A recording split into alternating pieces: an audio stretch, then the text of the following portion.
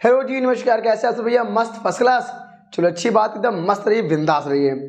तो आज शुरू करेंगे बायोलॉजी के जितने भी महत्वपूर्ण टॉपिक हैं, जितने बोर्ड एग्जाम में आने वाले प्रश्न हैं, सिर्फ उन्हीं के बारे में बात करेंगे। आज जितने बोर्ड एग्जाम में प्रश्न आएंगे, उन सारे टॉपिक्स को, सारे महत्वपूर्ण प्रश्नों को इसी एक वीडियो में हम सब देखेंगे। जितने भी इम्पोर्टेंट बायोलॉजी में प्रश्न आने वाले हैं, मंडे का जो एग्ज़ाम है आपका, ये जो आने वाले प्रश्न होंगे, जितने भी महत्वपूर्ण प्रश्न आने वाले हैं, उन सब के बारे में हम बात करेंगे। और इससे बाहर कुछ भी बाहर से नहीं आएगा। बस ये वीडियो देखिए और जाकर मंडे को पेपर दिखाइए, एकदम मस्त बिंदास हो जाएगा। ठीक है, इससे बाहर कोई प्रश्न नहीं आएगा। जितना आज पढ़ाएंगे उसी के बारे में आप पढ़िएगा। ठीक है, तो चलो शुरू करते हैं बढ़िया सा। तो टॉपिक हमारा आज क्या है भाई? असंग जनन। असंग जनन यह प्रक्रिया त्रिसंलयन कहलाती है। यह प्रक्रिया त्रिसंलयन कहलाती है। हो गया? चलो ओके, एक बार फिर समझो फटाफट, देख ध्यान से। क्या बोलेंगे भैया? असंग जनन। कभी कभी पौधे के जीवन चक्र में अर्धसूत्री विभाजन, यानी यहाँ पे युग्मकों का संलयन नहीं होता, युग्मक का संयुग्मन नहीं होता। तो अर्धसूत्री विभाजन के बिना नए पौधे की निर्माण की प्रक्रिया असंग जनन कहलाती है। मतलब उसमें अर्धसूत्री विभाजन नहीं होता और फिर भी एक नए पौधे का निर्माण हो जाता है, तो यह प्रक्रिया असंग जनन कहलाती है। इसकी खोज सर्वप्रथम वैज्ञानिक विंकलर ने इसमें किया था। विंकलर ने सन 1908 में किया। कब के भैया? 1908 में किया। अब आगे देख जरा सा, 1908 में किया। देखो जरा सा। अब क्या हमारा बहुभ्रूणता बहुत ही महत्वपूर्ण है। ठीक है, बहुभ्रूणता। तो क्या बोलेंगे? एक बीजांड या बीज में एक से अधिक भ्रूणों का उत्पन्न होना बहुभ्रूणता कहलाता है। मतलब एक बीज या बीज एक बीज या बीजांड में एक से अधिक भ्रूणों का उत्पन्न होना या बनना बहुभ्रूणता कहलाता है। क्लियर? ठीक है। इसकी खोज सर्वप्रथम वैज्ञानिक, इसकी खोज कौन किया था? इसकी खोज सर्वप्रथम वैज्ञानिक कौन किए थे? एंटोनी वान ल्यूवेनहॉक। कौन भी? एंटोनी वान ल्यूवेनहॉक या A.V. ल्यूवेनहॉक बोल सकते हैं। एंटोनी वान ल्यूवेनहॉक ने संतरे में किया। किसमें किया भैया? संतरे में किए थे। किसमें किए थे? संतरे में। ओके, अब आगे देखो। सबसे महत्वपूर्ण टॉपिक भैया, जिसका नाम है त्रिसंलयन। बहुत ही ज्यादा महत्वपूर्ण, वेरी मोस्ट इंपॉर्टेंट टॉपिक है ये वाला। ध्यान समझे, हालांकि सभी में इंपॉर्टेंट है। कह रहा है एक परागकण में दो नरयुग्मक। कितने भैया? दो। एक परागकण में दो नरयुग्मक होते हैं। पहला नरयुग्मक अंडकोशिका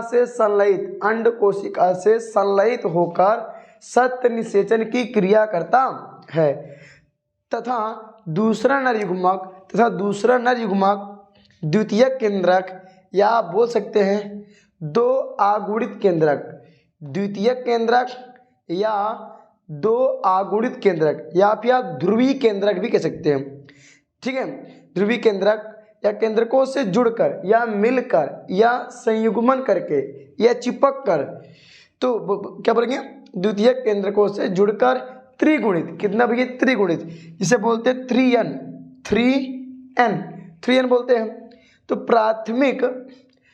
प्राथमिक भ्रूणपोष केंद्रक बनाता है। द्वितीयक जो दूसरा नरयुग्मक होता है, वो द्वितीय केंद्रक से जुड़कर क्या बोलेंगे भैया? त्रिगुणित प्राथमिक भ्रूणपोष केंद्रक बनाता है। यह प्रक्रिया त्रिसंलयन कहलाती है। अब एग्जाम प्रीवियस ईयर में एक प्रश्न आया था कि ये बताएं कि प्राथमिक भ्रूणपोष केंद्रक होता है कैसा? क्या ये द्विगुणित होता है, मतलब 2n? बताओ, क्या ये देखो एग्जाम में क्या आया था प्रश्न, इतना आया था भैया प्रीवियस ईयर में कि भैया प्राथमिक भ्रूणपोष केंद्रक होता है 2n होता है, यानी कि द्विगुणित, कि n होता है आगुणित, कि होता है 3n त्रिगुणित, या आप होता है चौगुणित 4n। तो आप जानिए प्राथमिक भ्रूणपोष केंद्रक कैसा होता है, त्रिगुणित। मोस्ट इंपॉर्टेंट, ये ऑब्जेक्टिव में आया था प्रश्न, ठीक है, आपका ये वाला सही हो जाएगा। ठीक है, अब इतना मोस्ट इंपॉर्टेंट टॉपिक है, इतना आप स्क्रीनशॉट लीजिए, इसके आगे और भी महत्वपूर्ण टॉपिक के बारे में बताते हैं। लीजिए फटाक से स्क्रीनशॉट, हो गया भाई स्क्रीनशॉट। चलो आगे देखते हैं। अब आपका अगला टॉपिक भी है IVF यानी पात्र निषेचन। क्या बोलेंगे भैया, IVF। आप बोल सकते हैं इन विट्रो फर्टिलाइजेशन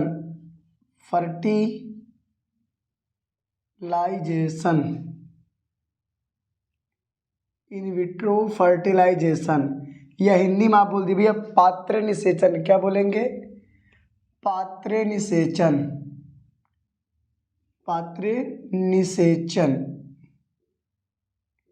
या आप बोल सकते हैं टेस्ट ट्यूब बेबी। क्या बोलेंगे भैया, टेस्ट ट्यूब बेबी।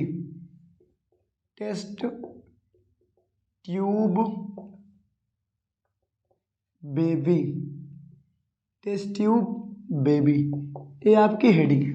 ठीक है, आप चाहे तो बोले IVF बोलिए, या इसका फुल फॉर्म बोल दिए इन विट्रो फर्टिलाइजेशन, या हिंदी में बोलिए पात्र निषेचन, या फिर आप टेस्ट ट्यूब बेबी बोल दीजिए, परखनली शिशु। ठीक है, तो चलो शुरू करते हैं। वे महिलाएं जो बच्चे को जन्म देने में असमर्थ होती हैं, या क्या बोलते हैं, असमर्थ होती हैं, बच्चों को पैदा करने में असमर्थ। वे महिलाएं जो बच्चे को जन्म देने या पैदा करने में असमर्थ होती हैं, इन महिलाओं के अंडाणु को निकालकर उनके पति के शुक्राणु को लैब में ले जाकर फर्टिलाइज करते हैं, निषेचित करते हैं।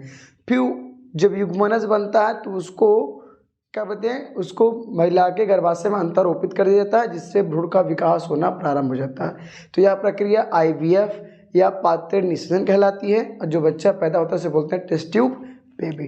तो चलो शुरू करते हैं भाई हम। लुईस जा ब्राउन को जन्म दिया, किसको भैया, लुईस जा ब्राउन को जन्म दिया। अब ध्यान सुनो, एक बार फिर सुनो, ध्यान सुनो, क्या कह रहा है भाई, वे स्त्रियां जो सामान्य रूप से बच्चे को जन्म देने में असमर्थ होती हैं, जन्म नहीं दे सकती हैं, तो वह कह रहा है इन स्त्रियों के अंडाणु को निकालकर उनके पति या अन्य पुरुषों के शुक्राणुओं द्वारा उनका अंतः पात्र निषेचन किया जाता है। ठीक भैया, अंतः पात्र निषेचन कराया जाता है, तो युग्मनज यानी जाइगोड का निर्माण होता है और इसमें भ्रूणीय परिवर्धन शुरू हो जाता है। अब इसे यानी इस भ्रूण को अब इसे स्त्री के गर्भाशय में रोपित करा दिया जाता है या कर दिया जाता है। ठीक भैया, यह विधि कर दिया जाता है, तो यह विधि पात्र निषेचन कहलाती है। ठीक भैया, अब बात करते हैं आपको सबसे मेन पॉइंट क्या है। सर्वप्रथम इंग्लैंड की लेस्ली व गिलबर्ट ब्राउन नामक दो दंपत्ति थे। क्या भैया, दंपत्ति थे, तो जो ये थे ना, क्या नाम था, लेस्ली, ये क्या जन्म देने में असमर्थ थी, तो इन्होंने क्या किया, पहली बार टेस्ट ट्यूब बेबी सन 25 जुलाई 1978 में विश्व की प्रथम टेस्ट ट्यूब बेबी प्रथम परखनली शिशु जिसका नाम था लुईस जा ब्राउन को जन्म दिया गया। ठीक भैया, तो दुनिया की पहली टेस्ट ट्यूब बेबी कौन है, लुईस जा ब्राउन। ध्यान रखिएगा, ठीक है, ध्यान समझा। अरे पगला लोग, देखो मान लो मादा जो है, जो स्त्री है, बच्चे को जन्म देने में असमर्थ है, तो उसके अंडाणु को निकाल लिया गया किसी पात्र में अंडाणु को निकाल, जब ये अंडाणु मान लो निकाल लिया गया, अब इसके जो पति होंगे, इसके हस्बैंड जो होंगे, ठीक है, पतिदेव, कहाँ गए पतिदेव, इनके जो पति होंगे उनका शुक्राणु लेना चाहेंगे तो उनका ले सकती है, या किसी अन्य पुरुष को ले सकती है। ठीक है, किसी पुरुष का, चाहे वो बड़ा क्रिकेटर बनना चाहे, अपने बच्चों को लोग लेते नहीं है कि बच्चा हमारा बड़ा क्रिकेटर बन जाए, आइंस्टीन बन जाए, उनका शुक्राणु ले ले, तो ऐसे होता है अलग अलग। तो चाहे अपने पति का शुक्राणु ले ले या फिर किसी दूसरे पुरुष का शुक्राणु, तो मान लो उसके पति का जो है शुक्राणु निकाल लिया गया, क्या भैया ये शुक्राणु है, निकाल लिया गया, तो इन दोनों को करते हैं मिला देते हैं, तो भैया नर युग्मक, ये मादा युग्मक है और ये नर युग्मक है, ये शुक्राणु है, ये अंडाणु है, दोनों किसी पात्र में, टेस्ट ट्यूब में मिलाकर दोनों को मिला देंगे। तो ऑलरेडी आपको पता है कि नर युग्मक और मादा युग्मक मिल जाते हैं तो होती है निषेचन क्रिया, और निषेचन के बाद क्या बनता है, युग्मनज बनता है, और युग्मनज के बाद में क्या बन जाता है, भ्रूण बनता है। जब ये भ्रूण बन जाएगा, मान लीजिए ये देखो ये बन गया, इसको अब अंडाणु, शुक्राणु और अंडाणु को मिला के जो युग्मनज बना, अब युग्मनज भ्रूण बन गया। अब इसे मादा के गर्भाशय में रोपित करा दिया जाएगा, ठीक है, जिससे बच्चे का बड़ा होने लगेगा, यानी भ्रूण का विकास होगा और नए बच्चे का निर्माण होगा। ठीक है, अब समझ में आएंगे। लो फटाफट से ले लो, अच्छा आप ले लो स्क्रीनशॉट अच्छे से ले लो। तो आगे बढ़ते हैं, बहुत बड़ी टॉपिक ले लीजिए। ले लिए अभी स्क्रीनशॉट, हो गया स्क्रीनशॉट। चलो आगे देखते हैं। अब आगे हमारा बहुत ही बेहतरीन टॉपिक आ गया जिसका नाम है भैया गिफ्ट जिफ्ट। ये जो टॉपिक है पहले समझ लो, ये टॉपिक बहुत ही ज़्यादा महत्वपूर्ण होने वाले। इनसे तो एक प्रश्न तो आएगा, चाहे IVF से आए, चाहे गिफ्ट से आए, चाहे जिफ्ट से आए, चाहे IUT से आए, चाहे IUD से आए, मतलब कहीं से भी टॉपिक आए, इस टॉपिक से पक्का एक तो आना है। ठीक है, तो चलो शुरू करते हैं भाई हम लोग। क्या भैया, गिफ्ट। लो भैया ले लो गिफ्ट। गिफ्ट इसे बोलते भैया क्या, गैमीट। क्या बोलेंगे भैया, गैमीट इंट्रा फैलोपियन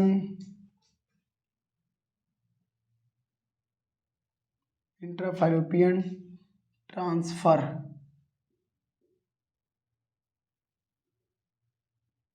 ठीक, गैमीट इंट्रा फैलोपियन ट्रांसफर। एक हिंदी देखो, हिंदी में क्या बोलते हैं भैया, युग्मक अंतः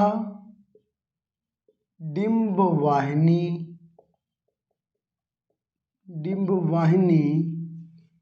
स्थानांतरण।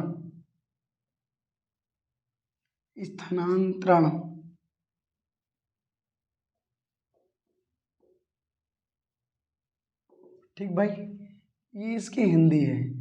अब समझो जरा सा, देख भैया, वे स्त्रियां जिनके शरीर में अंडाणु का निर्माण सुचारू रूप से नहीं होता, तो क्या करती है, दाता डोनर स्त्री, दाता स्त्री जो अपने अंडाणु को देती है, तो ग्राही स्त्री के अंदर, यानी एक दाता स्त्री अपने अंडाणु को देती हैं, और जैसे डोनर है भैया, मान लो कोई महिला है जो जिसके अंदर अंडाणु का निर्माण नहीं हो रहा है, तो कोई दाता स्त्री है, तो जो मान लीजिए ये इसको अंडाणु, इसके पास अंडाणु नहीं बन रहा है, और ये दाता है, अगर ये दाता है तो ये ग्राही होगी। ठीक है, इसके पास अंडाणु नहीं बन रहा है, इसने अपना अंडाणु इसको दे दिया। जब इसको अंडाणु दिया, इसने इसको अंडाणु दिया, अब ये अंडाणु क्या होगा, अंडाणु का निषेचन और परिवर्धन इस स्त्री के अंदर होगा। ठीक है, तो यह प्रक्रिया कहते हैं भैया युग्मक अंतःडिंबवाहिनी स्थानांतरण, या फिर आप गिफ्ट बोल सकते हैं। मतलब कि दाता स्त्री ने अपने अंडाणु को ग्राही स्त्री को दे दिया, क्योंकि इसके पास प्राकृतिक रूप से अंडाणु नहीं बन रहे थे, तो इसने अपना अंडाणु इसको दे दिया। अब इस स्त्री के अंदर अब क्या निषेचन क्रिया होगी, भ्रूण का विकास भी होगा, बच्चे का जन्म भी होगा। ठीक है, यही प्रक्रिया हमारा क्या भैया गिफ्ट कहलाती है, GIFT। ठीक है, अब सुनो ध्यान से, इसके बाद हम लिखते हैं, थोड़ा सा मिटाते हैं। ठीक है, यह विधि जिफ्ट कहलाती है, यह विधि जिफ्ट कहलाती है। ठीक है, यह विधि जिफ्ट कहलाती है। सॉरी, अब ध्यान दो, क्या बोला मैंने, ध्यान से सुनिए एक बार फटाफट, ध्यान दे लिए। क्या बोले भाई, गिफ्ट, हमने गिफ्ट मतलब क्या होता है, gamete intra fallopian transfer. Hindi में क्या बोलते हैं भैया, युग्मक अंतःडिंबवाहिनी स्थान, बता चुके थे। आगे देखो, कि इस विधि में किसी दाता स्त्री के अंडाणु को निकालकर किसी ऐसी ग्राही स्त्री की फैलोपियन नलिका या फिर फैलोपियन ट्यूब बोल दीजिए में लैक्रोस्कोप द्वारा स्थानांतरित किया जाता है, जो अंडाणु के निर्माण में सक्षम नहीं होती, यानी अंडाणु के निर्माण में असमर्थ होती है, उस स्त्री को दिया जाता है अंडाणु। इस अंडे जो दाता स्त्री ने दिया, जो दाता स्त्री ने दिया, किसको दिया? ग्राही स्त्री। किसको दिया? ग्राही स्त्री को। जब दिया तो इस अंडे का निषेचन तथा भ्रूणीय विकास ग्राही स्त्री के अंदर ही होता है। ठीक भैया, दाता ने दिया, ग्राही के अंदर जब उसको डाला गया तो उसके जो निषेचन होगा, परिवर्धन होगा, विकास होगा, सब किसके अंदर होगा?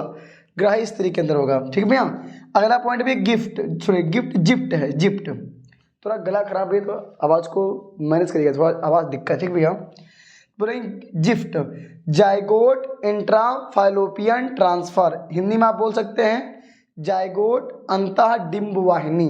ठीक है भाई, या अंडवाहिनी बोल सकते हैं, अंडवाहिनी स्थानांतरण। ठीक भैया, स्थानांतरण। अब इसका मतलब क्या होता है, ध्यान सुनिएगा।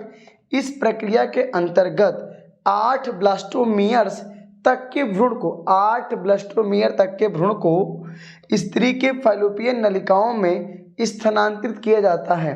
ठीक है, जहां भ्रूण का विकास प्रारंभ होता है और प्रारंभ हो जाता है या होता है, यह पूरी प्रक्रिया सामूहिक रूप से जिफ्ट कहलाती है। ZIFT यानी जाइगोट इंट्रा फाइलोपियन ट्रांसफर। ठीक है, ये आपका हो गया टॉपिक। ठीक है, अब इतना फटाक से स्क्रीनशॉट लीजिए, तो इसके आगे और महत्वपूर्ण बातें बताते हैं। ठीक है, लीजिए फटाक से स्क्रीनशॉट तुरंत ले लीजिए। हो गया अभी स्क्रीनशॉट। अब आगे देखिए, ध्यान सुनिएगा। मोस्ट इंपॉर्टेंट टॉपिक क्या हमारा सॉरी, एलील। एलील या एलीलोमार्फ, ये प्रीवियस ईयर में आ चुका भी, ये बहुत ही महत्वपूर्ण टॉपिक है। क्या नाम है? एलील या एलीलोमार्फ। इसे हिंदी में आप बोल सकते हैं युग्म विकल्पी। क्या बोलेंगे? युग्म विकल्पी। अब ध्यान रखिएगा भैया, बोलेंगे इसकी परिभाषा क्या होगी?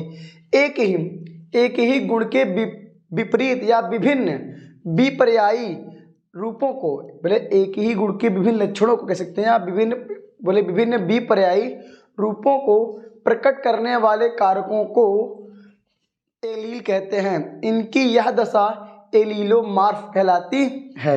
ओके, तो एलील शब्द का प्रयोग सर्वप्रथम वैज्ञानिक वेटसन ने किया था।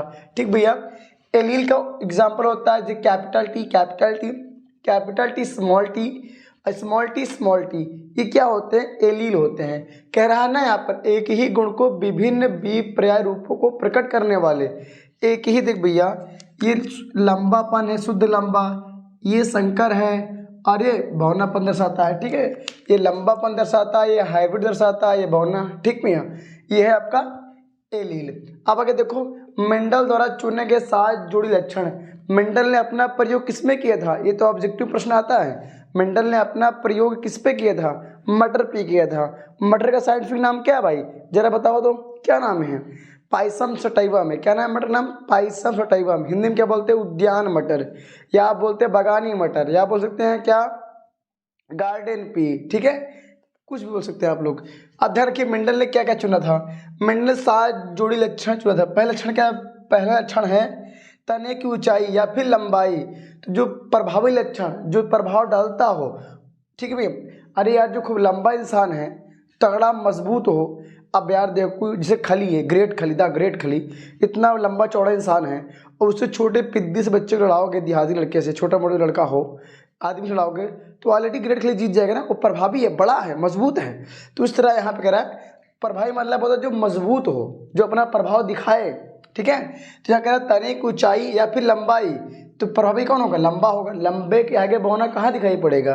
तो प्रभावी लक्षण कौन है भैया? लंबा।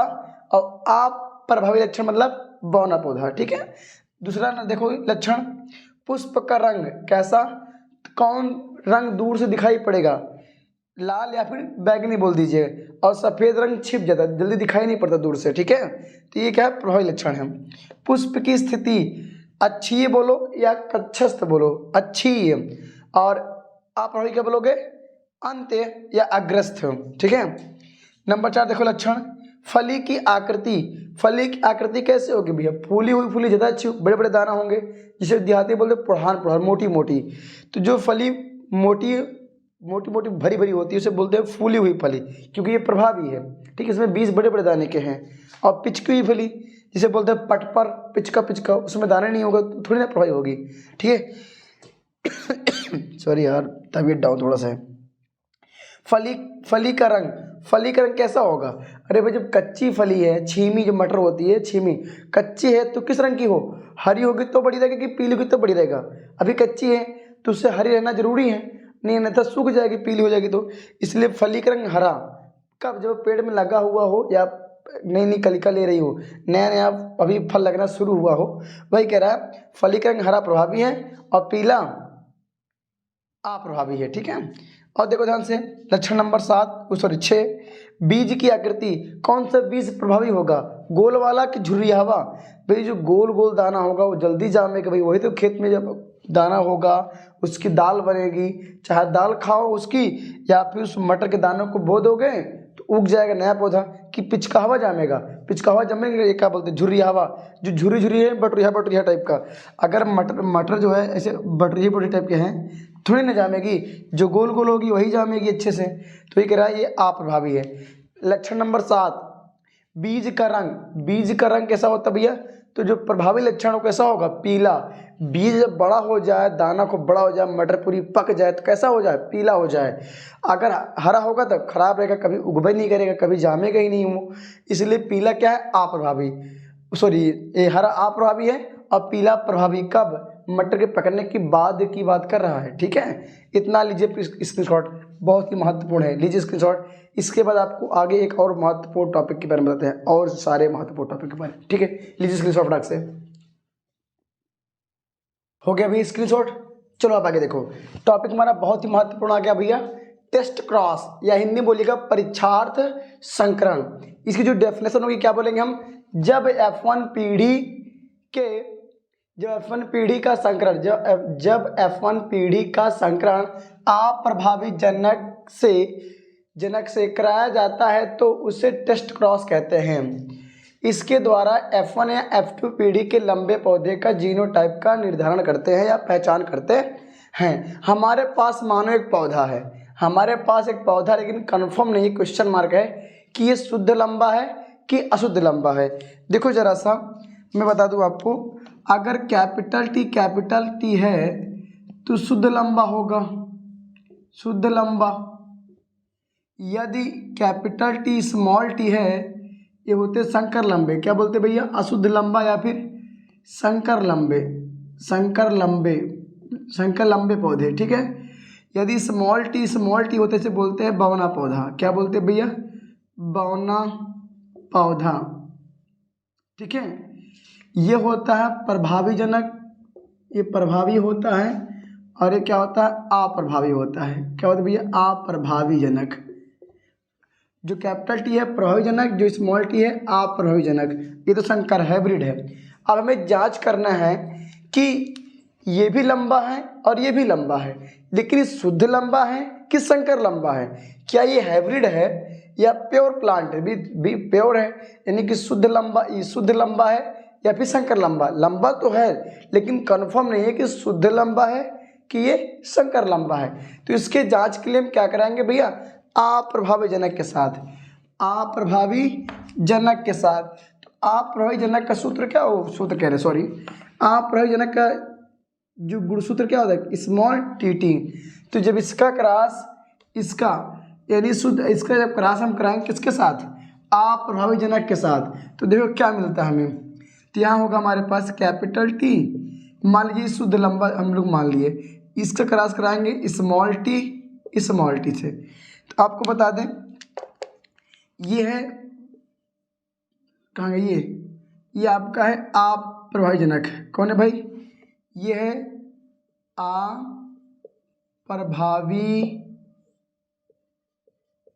जनक। कौन, ये कौन है, अप्रभावी जनक। इन दोनों के बीच जब क्रॉस कराएंगे देखो क्या मिलता है सॉरी यार, यहाँ कैपिटल टी आ गया भाई, यहाँ से स्मॉल टी आ जाएगा, यहाँ से कैपिटल टी आ जाएगा, यहाँ से स्मॉल टी आ जाएगा, यहाँ से कैपिटल टी आ जाएगा, यहाँ से स्मॉल टी आ जाएगा, यहाँ से कैपिटल टी आ जाएगा और यहाँ से स्मॉल टी आ जाएगा। अब ध्यान से देखो इस पूरे, इसमें कितने सारे कौन है, सब संकर पौधे, ये भी संकर है, ये भी संकर पौधा, ये भी संकर पौधा, ये भी संकर पौधा, ये सारे कौन है, संकर पौधे। ये कौन है भैया, सब के सब कौन पौधे हुए, संकर पौधे।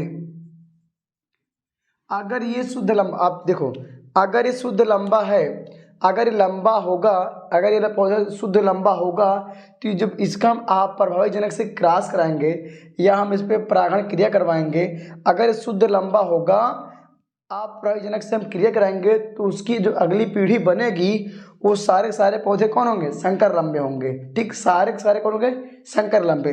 न शुद्ध लंबा होगा न बौना होगा। ठीक है, अगर मान लीजिए अगर ये संकर लंबा होता, अगर ये संकर लंबा है, क्या भैया ये मान लीजिए ये संकर लंबा, मैं इसका क्रॉस करा रहा हूँ। ठीक है, अगर मान लीजिए संकर लंबा है, इसका क्रॉस करवाएंगे आप प्रभावी जनक के साथ। ठीक है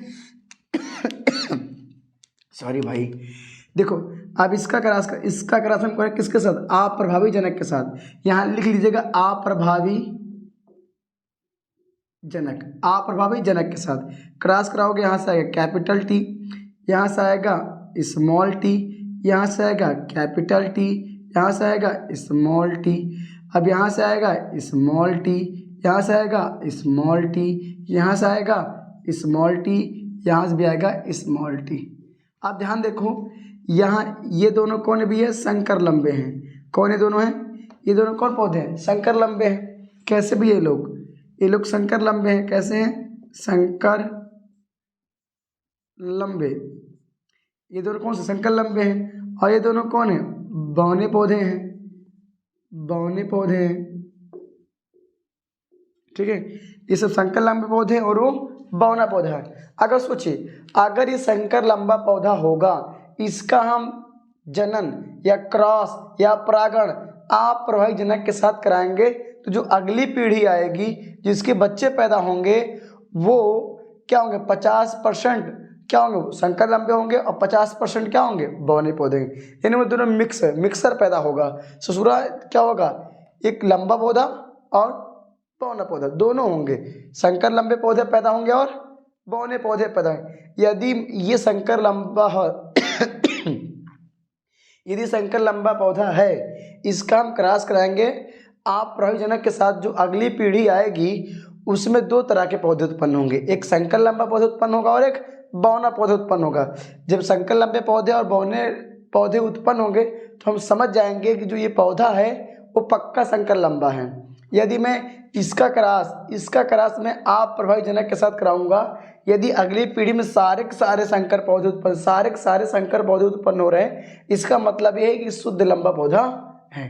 ठीक है, टेस्ट क्रॉस हो गया। अब हम लोग पढ़ेंगे बैक क्रॉस।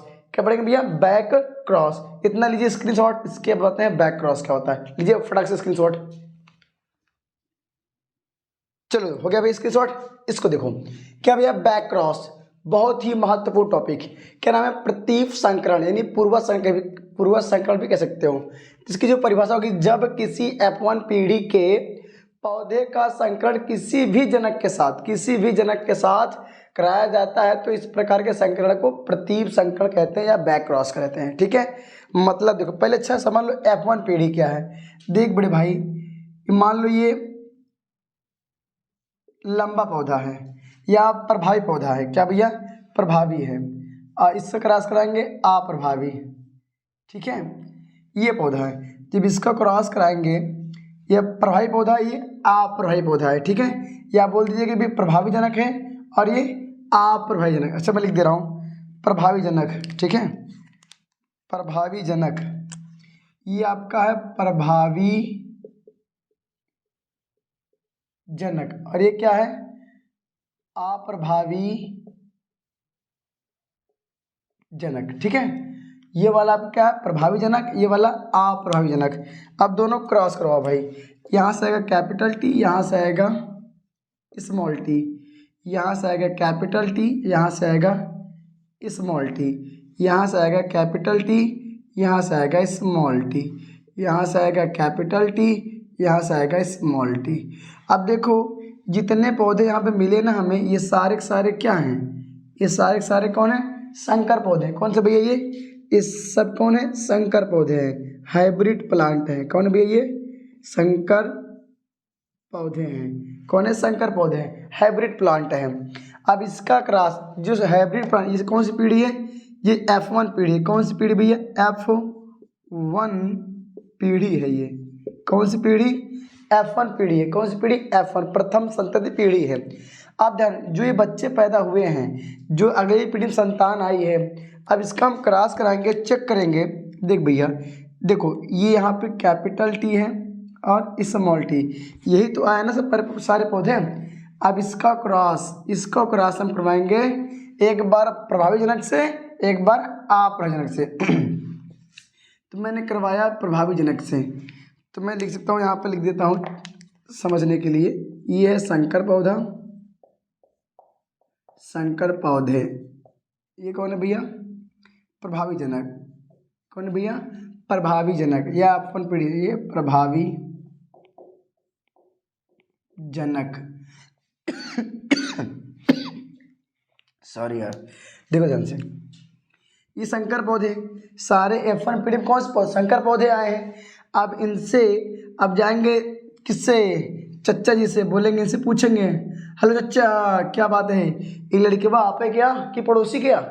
अब इससे भैया ये जो लड़का पैदा हुआ है F1 पीढ़ी में, हम इनसे पूछेंगे चच्चा जी से, चच्चा जी, हेलो चच्चा ये बताइए, ये जो लड़का पैदा हुआ है तुम्हारा है कि किसी और का है? अब चच्चा जी बतावत हैं का, कहन देखा बतावा तेज चला। ये है कैपिटल टी, यहाँ आया, ये आ गया कैपिटल टी, यहाँ आया, यहाँ आ गया भैया कैपिटल टी, यहाँ भी आ गया कैपिटल टी, और ये है स्मॉल टी, ये कैपिटल टी। ये प्रभावी है इसलिए कैपिटल टी, ये अप्रभावी है तो स्मॉल टी। स्मॉल वाला हमेशा आगे होता है और स्मॉल वाला हमेशा पीछे होता है और कैपिटल वाला आगे। ठीक है, ये हो गया।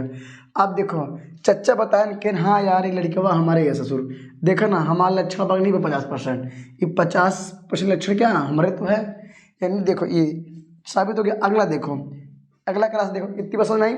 अरे भाई इसका नाम क्या हुआ?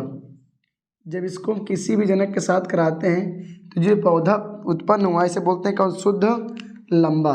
क्या हो भैया? शुद्ध लंबा है ये। और ये कौन सा है? संकर लंबा है। कौन भैया? ये संकर लंबा, मतलब जिसके साथ क्रॉस कराए वही यहाँ पर आ गया। 50% प्रभावी जनक आया और 50% संकर पौधे हैं, जो का त्यों आ गया। ठीक है, अब आगे देखो भाई, एक और देखो, इसी में एक और पॉइंट देखो। अब एक और हमारे पास है क्या? ये जो संकर पौधे, आप पूछेंगे दादी जी से, भैया कैपिटल टी यहाँ क्रॉस लगाएंगे और आप प्रभावी जनक कौन लेंगे भैया? आप। जैसे मैं और नीचे लिख दे रहा हूँ, ठीक है, समझ जाओगे। यहाँ है आ, ये क्या लिख रहा हूँ, इसको मैं थोड़ा 2 मिनट रुक जाओ, थोड़ा सा रुक जाओ भाई। ये सब संकर पौधे ने यहाँ लिख दे रहा हूँ मैं, संकर पौधे। ठीक है, चलेगा। अब ध्यान देखो, अब यहाँ मैं क्रॉस कराऊंगा, फिर वही लूँगा, यही संकर पौधे। कौन लूँगा भैया? संकर पौधे फिर से लूँगा मैं। जब पौधे लूँगा तो यहाँ रखेंगे भैया कैपिटल टी और स्मॉल टी। ओके, आप देखो ध्यान से, यहाँ लूँगा हम लोग क्या भैया? वो था प्रभावी था, अब बोलेंगे अप्रभावी जनक। कौन जनक भैया? अप्रभावी जनक। अप्रभावी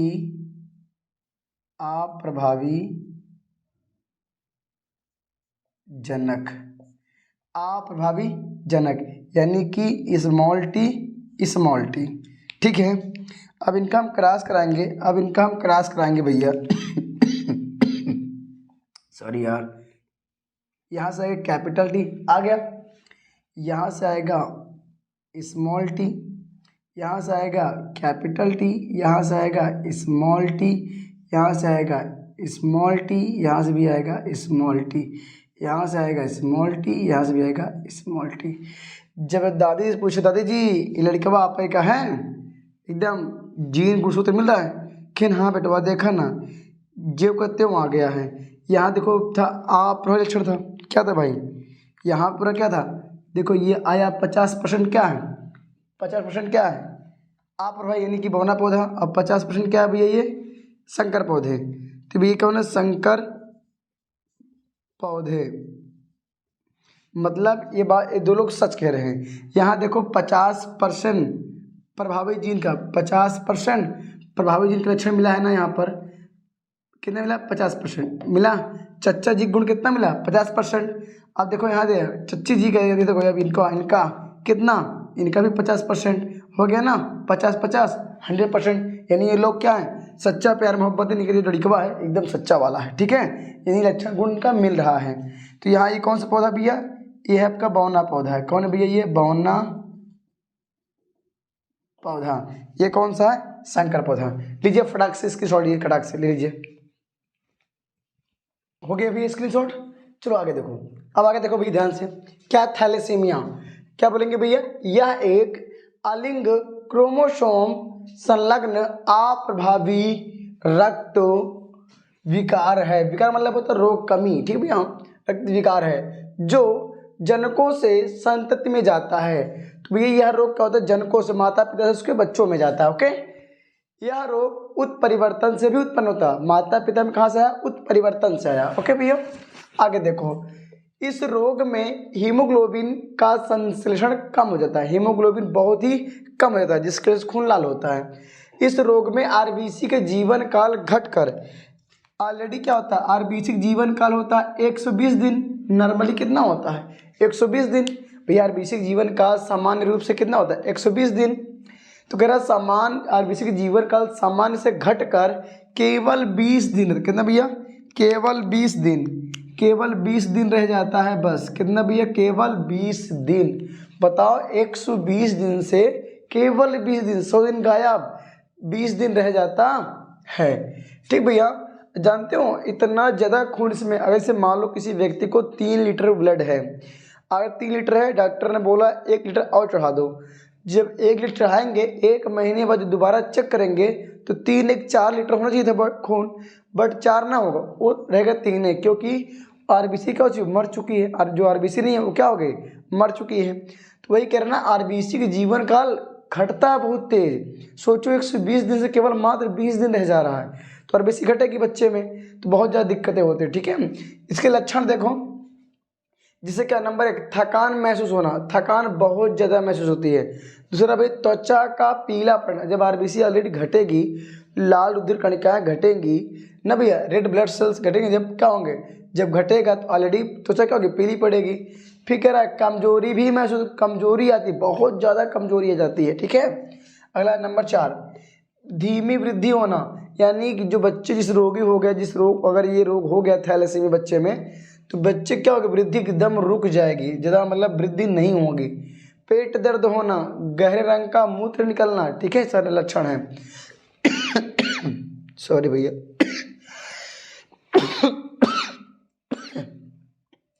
सॉरी यार, बहुत ज़्यादा दिक्कत है गले में। 4 गाफ के नियम, वेरी वेरी, बहुत ही ज़्यादा महत्वपूर्ण, बहुत ही ज़्यादा महत्वपूर्ण भैया, मोस्ट इम्पॉर्टेंट। 4 गाफ का नियम देखो क्या कहते हैं इसमें, एक ही जीव जाति के सदस्यों में, एक ही जीव जाति के सदस्यों में उपस्थित डीएनए के कुल अणुओं, डीएनए के कुल अणुओं के समाचार, समाचार आप पता है डीएनए में 4 नाइट्रोजन क्षार होते हैं ना, एडेनिन, ग्वानिन, साइटोसिन, थाइमिन होते हैं ना 4 एटीजीसी। समाचारों की संख्या समान होती है। डीएनए समाचारों के उपरोक्त गुणात्मक और संख्यात्मक संबंधों को सम्मिलित रूप से 4 गाफ का नियम कहते हैं। ठीक भैया, 4 गाफ के नियमानुसार, 4 गाफ जी ने क्या कहा कि सभी डीएनए अणुओं में ए फॉर एडेनिन, एडेनिन समाचार के अणुओं की संख्या, टी फॉर थाइमिन, थाइमिन के अणुओं के संख्या के बराबर होती है। ठीक भैया, जितना थाइमिन होगा उतना एडेनिन होगा, जितना एडेनिन होगा उतना थाइमिन होगा, दोनों संख्या बराबर रहेगी एक दूसरे के। पिया जी, जी फॉर क्या भाई, जी मतलब ग्वानिन, गधा मत बोलिएगा, जी फॉर ग्वानिन, ग्वानिन समाचार अणुओं की संख्या, सी मतलब साइटोसिन, साइटोसिन अणुओं के बराबर होती है, समाचार अणुओं के बराबर होती है। नंबर 3 देखो भैया, भिन्न भिन्न जीव जातियों के डीएनए में ए यानी एडेनिन प्लस थाइमिन तथा जी प्लस सी ग्वानिन प्लस साइटोसिन का अनुपात भिन्न भिन्न होता है। ठीक है भैया, देखो एडेनिन और थाइमिन हमेशा डबल बॉन्ड से जुड़े होते हैं और ग्वानिन साइटोसिन हमेशा ट्रिपल बॉन्ड से जुड़े होते हैं। ठीक भैया, ये हाइड्रोजन बंद होते हैं। अब ध्यान रखिएगा एक चीज़ और, डीएनए में कौन सा नाइट्रोजनी क्षार नहीं पाया जाता? आपको पता है ना भाई, डीएनए में क्या पाया जाता है? Adenine, thymine, guanine, cytosine, ATGC होता है ना। लेकिन आरएनए में क्या होता है? आरएनए में एडेनिन, यूरेसिल, ग्वानिन, साइटोसिन, यानी सिर्फ एक चीज़ बदलाव, डीएनए में कौन सा नाइट्रोजन क्षार नहीं होता? यूरेसिल। थायमिन है ना डीएनए में, तो इसी का अदला बदली होता है। और आरएनए में क्या होता है? यूरेसिल। एग्जाम में आता है भैया ऑब्जेक्टिव में कि बताओ थायमिन को कौन सा नाइट्रोजनी क्षार विस्थापित करता है, तो क्या बोलोगे भैया? यूरेसिल। या डीएनए में कौन सा नाइट्रोजनी क्षार नहीं पाया जाता, तो बोलोगे यूरेसिल। बोलोगे आरएनए में कौन सा नाइट्रोजनी क्षार नहीं पाया जाता, तो क्या बोलोगे? थायमिन। ठीक, जिस तरह प्रश्न पूछेगा उस हिसाब से आपको टिक मारना है ऑब्जेक्टिव प्रश्न में। ठीक है, इतना फटाक से फुल फॉर्म लिख रही भैया, देखो full form, adenine double bond जुड़ता है, एडेनिन थायमिन, और ग्वानिन साइटोसिन ट्रिपल बॉन्ड से।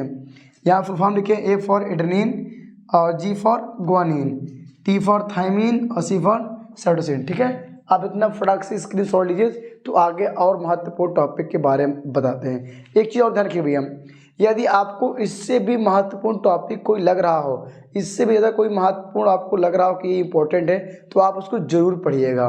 ठीक है, और बाकी अगर इस वीडियो में जो जितने टॉपिक्स में हालांकि दे रहा हूँ वो सारे महत्वपूर्ण टॉपिक जो बोर्ड एग्जाम में आएंगे, और भी टॉपिक है जो महत्वपूर्ण, जो आपको मैं प्लेलिस्ट में, हमारे जो चैनल है आप वहाँ पे जाकर प्लेलिस्ट में जाइएगा, उसमें प्लेलिस्ट का नाम क्या है? Most important question, most important question with answer.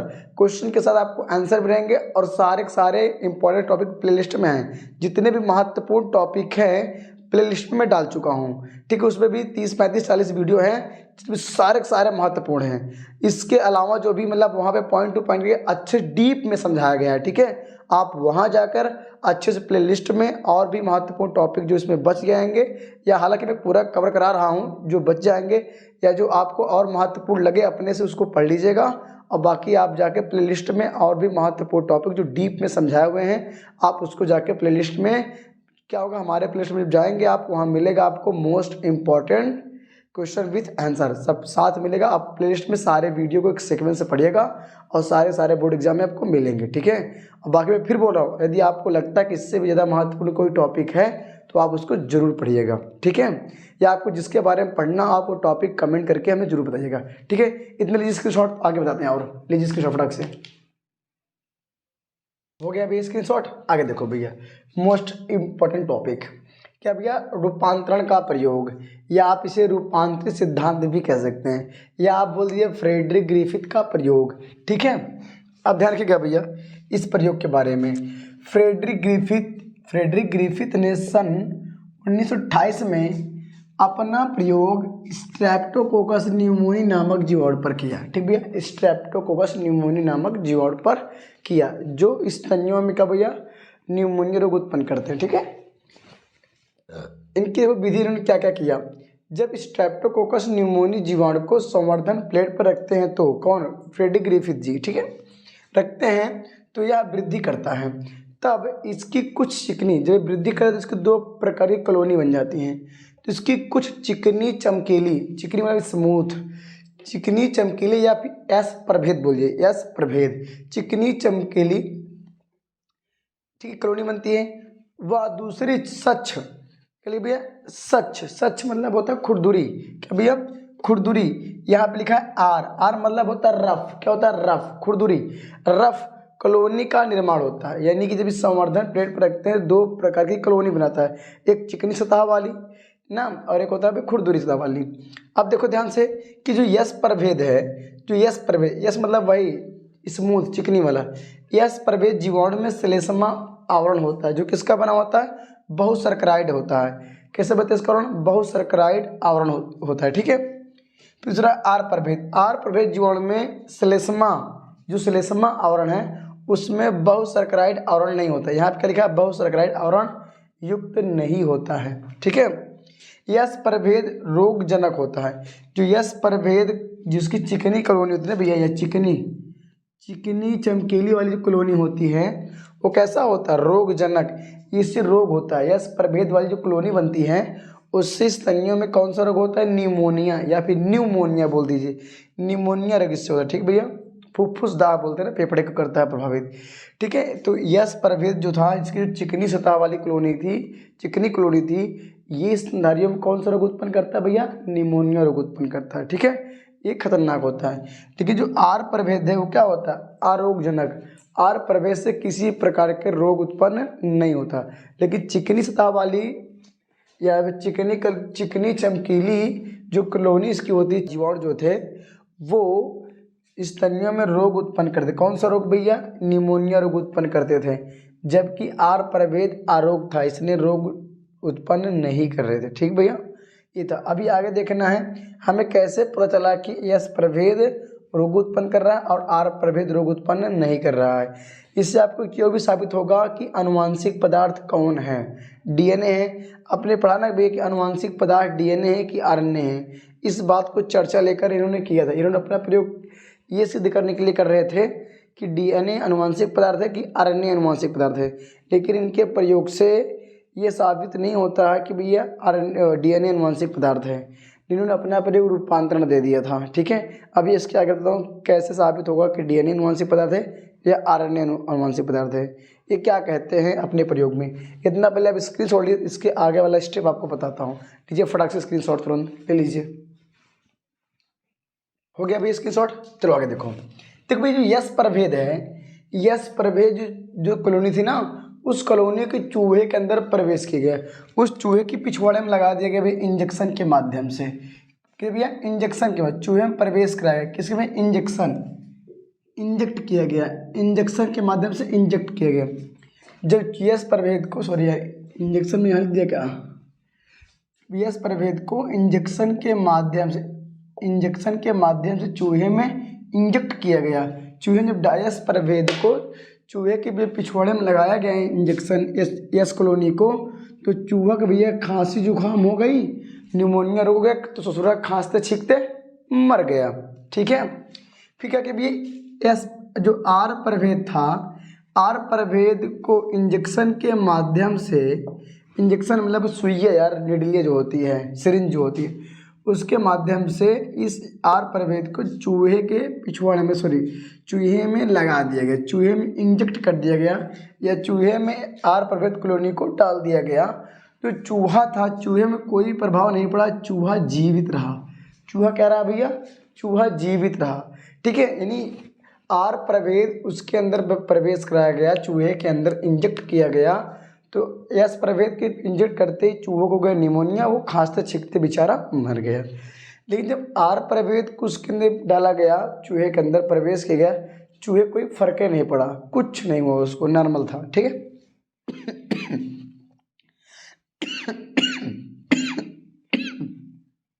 Sorry भाई, आगे देखो। यस प्रभेद क्या बोलेंगे, यस प्रभेद। अब यस प्रभेद जो कॉलोनी है उसकी चिकनी वाली, उसको उच्च ताप से गर्म कर देगा, जिससे वो मृत हो गया, मर गया। तो उच्च ताप से मृत कह रहा है यस प्रभेद जो उच्च ताप से मृत हैं, उसको इंजेक्ट किया, इंजेक्शन द्वारा डाला गया, चूहे में प्रवेश किया गया सिरिंज के माध्यम, कैसे भी मान लो कि चूहे में प्रवेश कराया गया। जब प्रवेश कराया गया चूहे में, जो यस प्रभेद उसे उच्च ताप पे गर्म करके जब प्रभेद उसके अंदर प्रवेश कराया गया, तो चूहा देखा कि जीवित रहा। जब उच्च ताप से जो यस प्रभेद तो मर गया था, उच्च ताप से जो यस प्रभेद तो मर गया था, जब चूहे में प्रवेश कर गया तो चूहा जीवित रहा, चूहे को कोई प्रभाव नहीं पड़ा। इसका मतलब उसको जो हानिकारक पदार्थ है वो मर गया उच्च ताप पे। अब देखो चौथा स्टेप देखो, यस प्रभेद जो उच्च ताप से मृत है, यस प्रभेद जो उच्च ताप से मृत है प्लस आर प्रभेद दोनों को मिक्स कर लिया गया। जो उच्च ताप से मृत यस प्रभेद, अब देखो जो उच्च ताप से मृत है ये क्या है, इस समय आरोगजनक, तभी चूहा नहीं मरा, इसको रोग ही नहीं हुआ, निमोनिया रोग नहीं हुआ, चूहा जिंदा रहा। इसका मतलब ये यस प्रभेद इस समय ताप पे मृत हो गया और ये आरोग हो गया, आरोगजनक हो गया है, यानी इससे रोग नहीं होता। तो यस प्रभेद उच्च ताप से मृत प्लस आर प्रभेद, ये सजीव है और ये निर्जीव है, उच्च ताप से मृत हो गया। अब दोनों को मिक्स करिए, दोनों को मिलाकर फिर चूहे के अंदर प्रवेश कराया गया। जब चूहे के अंदर प्रवेश कराया चूहा मर गया।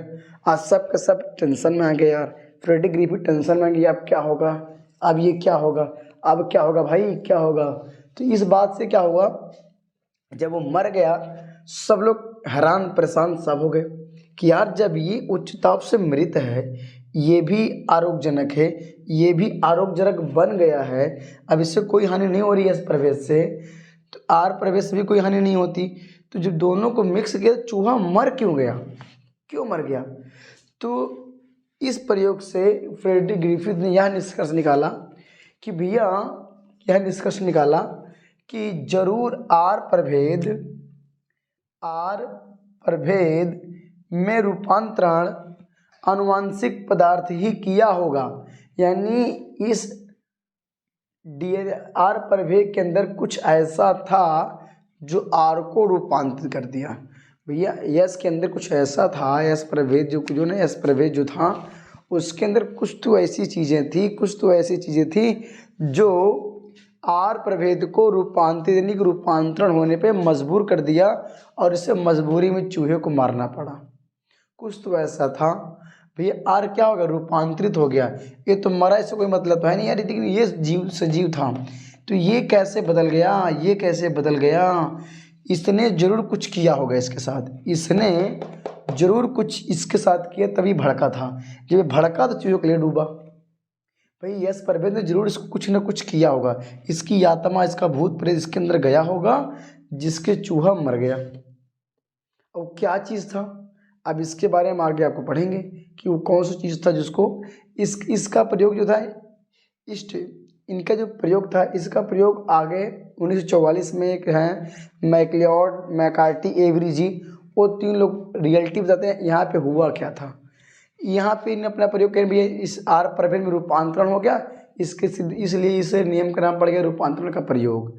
अब रियलिटी में 1944 में कौन बताते हैं भैया, कौन, मैक्लियोड, मैकार्टी, एवरी जी, ये बताते हैं कि रियलिटी में यहाँ हुआ क्या था। इस प्रयोग को आगे बढ़ाते हैं वो लोग, ठीक है। इतना पहले स्क्रीनशॉट लीजिए, उसको मैं पढ़ा चुका हूँ, अब जाके प्लेलिस्ट से पढ़ सकते हैं, ठीक है। अब इतने स्क्रीनशॉट लीजिए तो आगे और बताते हैं आपको, ठीक है। लीजिए स्क्रीनशॉट फटाक से हो गया भी स्क्रीनशॉट। चलो आगे देखो, आगे आप बहुत गजब, वेरी वेरी इंपॉर्टेंट टॉपिक, क्या भैया, उत्परिवर्तन यानी कि म्यूटेशन। कैसे पढ़ेंगे भाई, इसके बारे में क्या बताएंगे हम लोग, बोलेंगे जीवों के डीएनए के अनुक्रम में होने वाले अचानक से परिवर्तन को, जीवों के डीएनए में होने वाले अचानक से परिवर्तन को उत्परिवर्तन यानी कि म्यूटेशन कहते हैं। इसकी खोज सर्वप्रथम वैज्ञानिक ह्यूगो डी व्रीज ने आइनोथेरा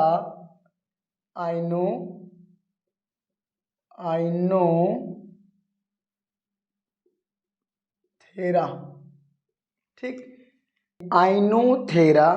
आइनोथेरा लैमार्कियाना, कौन भैया, आइनोथेरा लैमार्कियाना, या फिर आप बोल सकते हैं इवनिंग प्रिमरोज में किया, ठीक भैया। आइनोथेरा लैमार्कियाना बोलिए या फिर इवनिंग प्रिमरोज में बोल दीजिए कि किया, ठीक है। अब उत्परिवर्तन मतलब ये होता है यार, देखो ध्यान सुनना, देखो मैं जिसे मान लो मैं यहाँ पे नॉर्मल अपने भारत को, इंडिया को, मैं चला जाऊँ चाइना, और चाइना जाने के बाद ऊट पटांग चीज़ें अगड़म बगड़म सर उल्टा पुल्टा कुछ भी खा लेते हैं, वहाँ के लोग सब ऐसे दलिद्र हो गए करते, पता नहीं क्या खाते रहते हैं। तो मान लो मैंने कुछ खा लिया ऊट पटांग चीज़ें, या वैसे नॉर्मली वातावरण में वहाँ का कहीं विभिन्न वातावरण, और क्या हो जाए हमारे दूर से अचानक से बर्धा वाली क्या जाए, जी ना जाए, और दो लंबी लंबी सींग क्या हो जाम है हमारे खोपड़ी पे, दो सींग निकल आए से लंबी लंबी खूब लंबी सी, तो जो उत्परिवर्तन हो गया हमारे जीन में, कौन सी जीन आ गया, वही बर्धा साण वाली। जब जब जीन आ जाएगी तो सींग हमारे खोपड़ी पे दो सींग निकल आएंगे, सींग एकदम लंबी लंबी, अब सींग निकल आएंगे, और भविष्य में कभी हमारे जब बच्चे पैदा होंगे स्टूडेंट, उनके भी लंबी लंबी सींग निकलेगी, सींग लेके पैदा होंगे लोग, इसे कहे बाबू जी भूल दे दगा दे भूल दे दग जावा, लंबी लंबी सींग। उसके बाद हमारा जो नाती आएगा उसके भी, जो हमारा नाती पैदा होगा, हमारे बच्चे का बच्चा जो पैदा होगा उसकी भी सींग निकलेगी, पैदा होते हमारा सारा हूले लगी ऐसे के। तो अब ऐसे जब होगा तो भविष्य में हमारे गांव में हल्ला हो जाएगा, अरे भाई चलो अभिषेक राव सांड पैदा करता है, सींग वाले लड़कियाँ पैदा कर रहे हैं, बहुत ज़्यादा। यही क्या उत्परिवर्तन, किसी के हाथ में 6 उंगली हो जाए उत्परिवर्तन, ठीक भैया। कान के ऊपर कान जामा है, उत्परिवर्तन। पखना जामा है, उत्परिवर्तन। ठीक भैया। यहाँ से क्या एक दो हाथ और निकला है, उत्परिवर्तन। बस अचानक से होने वाले परिवर्तन को ही उत्परिवर्तन कहते हैं। आई बात की समझ में आ गया बच्चा? आगे चलते हैं। और देखो भैया उत्पन्न है और क्या कहते हैं टॉपिक, देखो जो उत्परिवर्तन होता है ना भाई, ये उत्परिवर्तन म्यूटेशन, ये जीनोटाइप को हिंदी में बोलते हैं भाई क्या, जीन प्रारूप, जीनी संरचना को बदल देता है। और फिनोटाइप का मतलब होता है हिंदी में लक्षण प्रारूप, यानी हमारे ऊपरी ढांचे को भी बदलता है, अंदर जीन को भी बदल देता है। जब जीन बदलेगा तभी तो ऊपर कुछ बदलाव आएगा हमारी बॉडी में। तो ये कह रहा है जीनोटाइप और फिनोटाइप में परिवर्तन ला देता है कौन, उत्परिवर्तन। ओके, अब देख भैया हमारा क्या है सॉरी, फ्रेम शिफ्ट उत्परिवर्तन या फ्रेम शिफ्ट म्यूटेशन कह सकते हो। फ्रेम शिफ्ट म्यूटेशन या फिर फ्रेम शिफ्ट उत्परिवर्तन। इसको सिंपल आप बोलेंगे कोडान मतलब भाई प्रकूट यार, प्रकूट, चाहे कूट बोलो, प्रकूट बोलो, अनुवांशिक कूट बोलो, जेनेटिक कोड बोलो, कुछ भी बोलो, कि प्रकूट यानी कोडान के रीडिंग फ्रेम में होने वाले उत्परिवर्तन को क्या बोलते हैं भैया, फ्रेम शिफ्ट म्यूटेशन। ठीक, इतने से पॉइंट हो गया। आप इतने काम करिएगा, इसको फटाक से एक स्क्रीनशॉट लीजिए, इसके बाद आपको और ही महत्वपूर्ण टॉपिक के बारे में बताते हैं। तो तुरंत पहले स्क्रीनशॉट लीजिए, इतने फटाक से ले लीजिए। हो गया अभी स्क्रीनशॉट? चलो देखो ध्यान से, क्या भैया समजात अंग, क्या बोलेंगे समजात अंग। अब क्या बोलेंगे, ध्यान सुनिएगा कैसे, इसकी परिभाषा क्या बोलेंगे, ऐसे अंग जो संरचना एवं उत्पत्ति में समान हो लेकिन कार्य में भिन्न हो, ऐसे अंग समजात अंग कहलाते हैं। भैया वे अंग जो संरचना और उत्पत्ति में क्या हो, समान हो लेकिन कार्य में भिन्न हो, ऐसे अंग समजात अंग कहलाते हैं। इनकी यह समानता समजातता कहलाती है।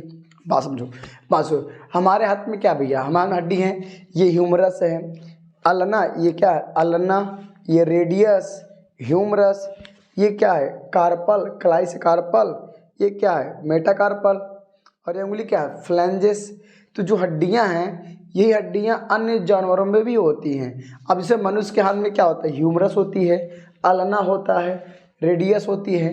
वैसे गाय के पैर में भी, जो गाय के पैर नहीं कहाँ गए, ये गाय का जो अग्रपाद है, जो अगला पैर है, उसमें भी अल्ना, रेडियस, ह्यूमरस, इनकी उत्पत्ति समान है लेकिन उनके जो पैर है दौड़ने के लिए काम आते हैं और किसी चीज़ को पकड़ नहीं सकते। गाय का जो अग्रपाद है, ठीक है, या चीता का जो अग्रपाद है, ये दौड़ने के लिए काम आते हैं, किसी चीज़ को उतने अच्छे से पकड़ नहीं सकते जितने अच्छे से हम लोग पेन पकड़ लेते हैं, लिखते हैं, या फिर पत्थर उठा के आम तोड़ते हैं, पत्थर दूर बहाते हैं, भाला फेंकते हैं, क्रिकेट खेलते हैं, और भी सारे काम करते हैं हाथ से पकड़ पकड़ के, जो कि ये लोग नहीं कर पाते हैं। ठीक है, ये हो गया कार्य में भिन्न है तो समान लेकिन कार्य में भिन्न है।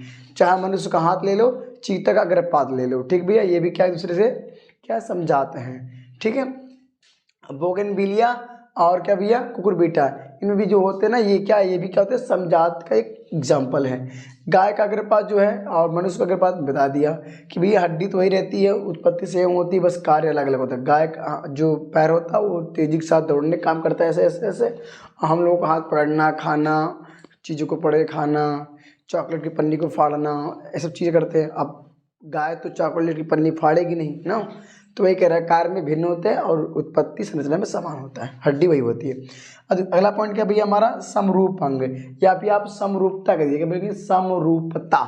ठीक है, ऐसे अंग जो संरचना और उत्पत्ति में भिन्न हो, ऐसे अंग जो संरचना और उत्पत्ति में, भाई इसके जस्ट अपोजिट है यार, समजात का जस्ट अपोजिट होता है समरूप अंग।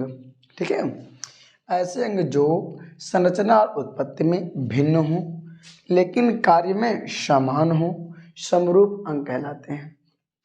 इनकी यह दशा समरूपता कहलाती है। यह ऐसे अंग जो संरचना और उत्पत्ति में भिन्न हो, यानी उनकी हड्डी भी अलग है, संरचना भी अलग है, लेकिन कार्य समान कर रहे हों, ऐसे अंगों को समरूप अंग कहते हैं और इनकी यह दशा समरूपता कहलाती है। समझो कैसे। देखो एक चिड़िया है, चिड़िया के पखने में जो होता है उसका पखना काइटिन का होता है, उसमें हड्डियाँ पाई जाती हैं उड़ने के लिए ना, हड्डी पखने में फड़फड़ाती हैं ऐसे करके, तो उसमें हड्डियाँ पाई जाती हैं। लेकिन क्या तितली के पखने में हड्डी पाई जाती है? नहीं, बिल्कुल नहीं पाई भाई। तितली की हड्डी में कोई पखना, ओ सॉरी, तितली के पखने में कोई हड्डी नहीं होती। लेकिन तितलियाँ उड़ती ना, उसमें हड्डी नहीं होती। उड़ती तितलियाँ बटरफ्लाई, ठीक है, उड़ती रहती हैं लेकिन उसमें हड्डी नहीं होती। इसका मतलब उसकी उत्पत्ति और संरचना अलग अलग है। भैया चिड़िया के पंख में हड्डी होती है, तितली के पंख में हड्डी नहीं होती ना, तो इसलिए दोनों की संरचना क्या हो गई? भिन्न है। और लेकिन उड़ते दोनों हैं, भाई चिड़िया भी उड़ती है और तितली भी उड़ती है, तो कार्य में समान है लेकिन उत्पत्ति अलग अलग है। भाई चिड़िया के पंख में हड्डी है, तितली के पंख में हड्डी नहीं है। चिड़िया भी उड़ती है, तितली भी उड़ती है, तो कार्य में समान, दोनों को पखने उड़ने के लिए काम कर रहे हैं, लेकिन संरचना और उत्पत्ति अलग अलग हुई है। ठीक है, इतना हो गया। और देख लो भैया, चमगादड़ के पंख और तितली के पंख, ये भी क्या है? समरूप अंग होते हैं। क्या होते हैं भैया? समरूप अंग होते हैं। इतना क्लियर हो गया। ठीक है, जो इस वीडियो में मैंने आप नहीं बताया, जो छूट गया हो आपके हिसाब से वो इम्पोर्टेंट है, तो आप उसे ज़रूर पढ़िएगा। बाकी ये टॉपिक है, इतनी सारे कवर कराया हूँ, और सारे टॉपिक जो है प्लेलिस्ट में डालती हूँ, जिसमें 30-35 वीडियो मोस्ट इंपॉर्टेंट टॉपिक है, जिसे मैं डीप में समझाया हूँ और मज़ा आएगा पढ़ने में। मैं प्लेलिस्ट बनाऊँ, वहाँ पे एक बार जाकर चेक कर लीजिएगा और आपको सारे इंपॉर्टेंट टॉपिक मिल जाएंगे उसी प्लेलिस्ट में। तो जाओगे ना प्लेलिस्ट में, वहाँ पर चैनल में, तो वहाँ मिल जाएगा भैया most important question with answer. ठीक है, वहाँ साथ मिल जाएगा सारे मोस्ट जितने भी इंपॉर्टेंट टॉपिक है, वहाँ से और पढ़ लीजिएगा। बाकी मैं यहाँ पे और समझा ही दिया हूँ, बाकी अन्य टॉपिक आप प्ले लिस्ट से जाकर पढ़ लीजिए। बाकी सारे टॉपिक इंपॉर्टेंट है भैया, बोर्ड एग्जाम में आएगा, इससे बाहर तो कुछ नहीं आएगा। लीजिए स्क्रीनशॉट फटाक से, आप तो लीजिए फटाक से। हो गया स्क्रीनशॉट, चलो आगे देखते हैं। एक देखते हैं भाई, पहले चैप्टर टॉपिक है, उसका नाम है बैगिंग। ये भी इम्पोर्टेंट है, 1 या 2 नंबर में आता है बैगिंग। इसे हम लोग बोलते हैं बोरा वस्त्रावरण, या आप बोल सकते हैं थैलीकरण।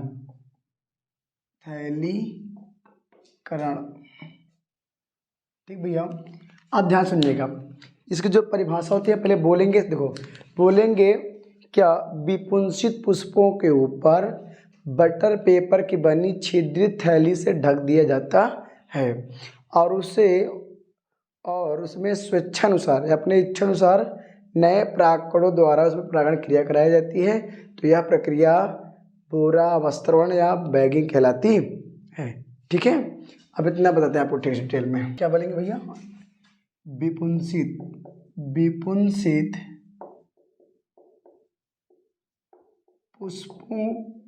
विपुंसित पुष्पों को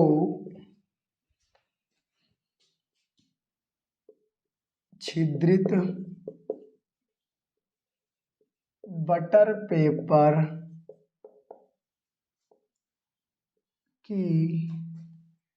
पेपर की बनी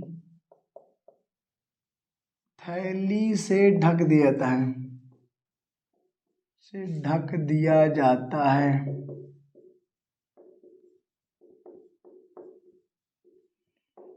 ठीक है, ढक दिया जाता है। उसमें अन्य परागकणों द्वारा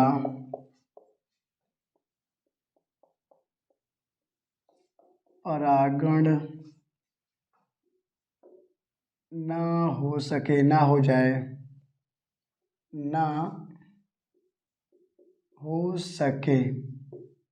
ठीक भैया, यानी उसको बटर पेपर थैली इसलिए ढक दिए हैं ताकि अन्य परागकणों द्वारा उसमें परागण क्रिया ना हो। ठीक भैया, यह विधि बोरा वस्त्रावरण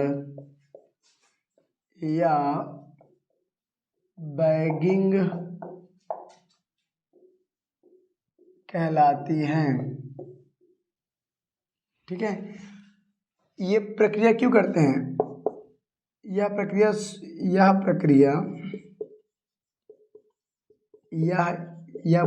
विधि स्वपरागण को रोकने के लिए की जाती है।